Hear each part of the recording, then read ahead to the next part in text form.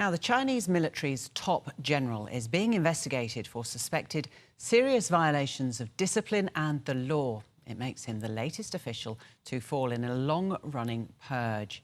Zhang Youxia is widely seen as President Xi Jinping's closest military ally, or was.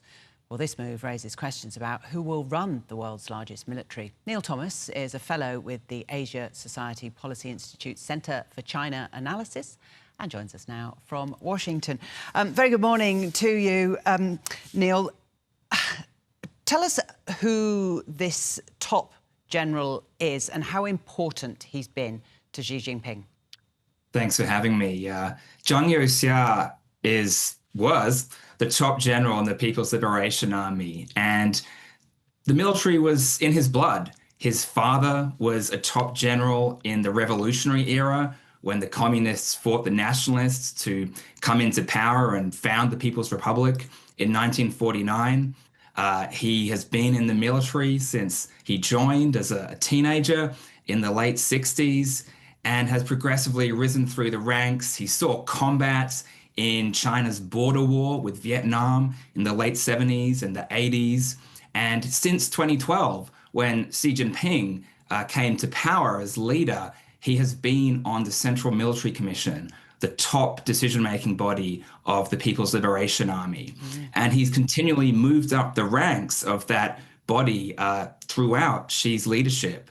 So clearly, until recently, he was someone that Xi liked, thought he knew, and thought he could trust. But clearly something's changed. Yeah, so something's changed, and he's not the only one, is he? I mean, the top military echelon seem to be falling by the wayside. I mean, what's your conjecture about what is going on here?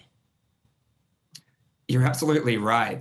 In 2022, when this Central Military Commission was appointed, it had 7 members. Now it has 2 members, Xi Jinping and one other general who's in charge of anti-corruption work, and not coincidentally.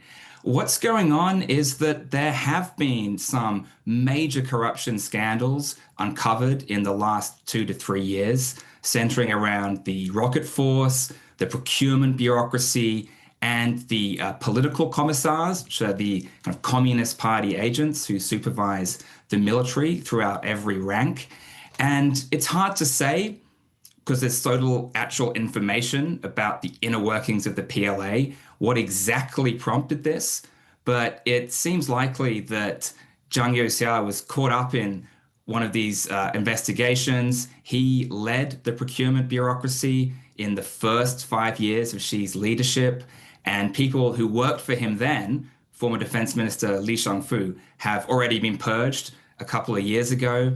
And so that's one explanation. It could also be simply that Zhang now stood alone after the rest of the CMC was purged in the last couple of years and potentially had too much power for Xi to tolerate. He was the most senior general by a long way, the only one with combat experience, and someone who was seen as close to Xi. And perhaps he was using that position and influence to protect his own corrupt networks, to resist some of Xi's policies. We just don't know, but all these possibilities are on the table. And it all begs the question, Neil, who's in charge of China's military right now? The one thing we know for sure is that Xi Jinping is in charge of China's military. The fact that a civilian leader can force out so many generals is a sign of his strength, far more than a sign of any kind of weakness. So this is an effort by Xi, a part of a multi-year effort to totally refashion and rejuvenate the leadership of the PLA. I mean, he came to office at a time when China was much more corrupt, openly corrupt, and the PLA was very much one of the more corrupt institutions there, given it was quite separate from the party. And so I think he thought he'd done a good job cleaning it up over the first 5 to 10 years of his rule. But now as Xi gets into year 13, 14, he clearly has found out there's a lot more rot there that he hasn't got to. And so he wants to clear that all out to ensure that the military is a cleaner, more competent, and more loyal fighting force in the longer term. It's really fascinating, isn't it? One of the concerns I've heard some discussion about, obviously one of the top concerns within the Chinese military is Taiwan.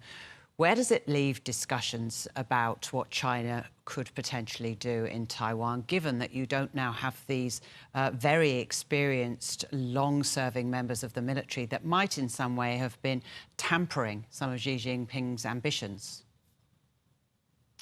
In my view, the evisceration of the military top brass makes any kind of serious military escalation against Taiwan less likely in the short term. I mean, this would be the most complex military operation since the D-Day landings in the Second World War, if not even more difficult. And if you go in without a high command who are experienced, who know each other, then you're just increasing the risks tenfold compared to what it would be without that. And it's already very risky. I think if we look at Xi's track record as leader, he is a calculated risk taker, but he's not a reckless gambler. So I think the real concern regarding Taiwan should be in the medium to long term. If Xi is successful at installing a more loyal and unquestioning military leadership, one that perhaps are more experienced and competent with modern technological warfare, then perhaps this purge is a part of creating a military that's actually more able to intimidate Taipei and more able to deter Washington and other Western capitals from helping out Taiwan.